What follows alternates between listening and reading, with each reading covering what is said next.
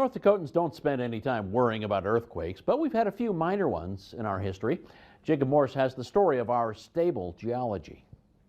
North Dakota and Florida are at the top of the list of states with the fewest earthquakes. We're as far as we can be from any active plate boundaries or fault systems like the San Andreas in California. And two, we're in some of the oldest geology and oldest rocks that are found on the North American continent in our deeper formations. And so that puts us in a very, very stable position. However, minor, non-damaging earthquakes of magnitude 3 or less occur about once per decade in the state, with 13 reported since the early 1900s. The strongest was a magnitude 4.4 near Huff in 1968. We do know of a few smaller faults that are present in the deep subsurface, what we call the basement of North Dakota. Looking below the surface at our rock layers, fracking can happen without causing induced earthquakes. We're fortunate with our geology in that we stimulate about halfway down our geologic column for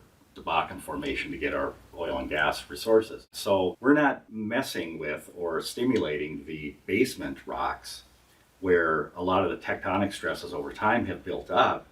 And in other places of the country, this is where that has experienced issues with their stimulation or production activities. Oil and gas operations play a role in triggering the most of the earthquakes in Oklahoma and Texas now, and they're not all minor. Seismometers are used to measure ground shaking and determine the strength of earthquakes. The energy released in a typical North Dakota earthquake is equivalent to a large lightning bolt, whereas major earthquakes elsewhere can have the energy equivalent of atomic bombs, causing catastrophic damage. For your news leader, I'm Jacob Morse.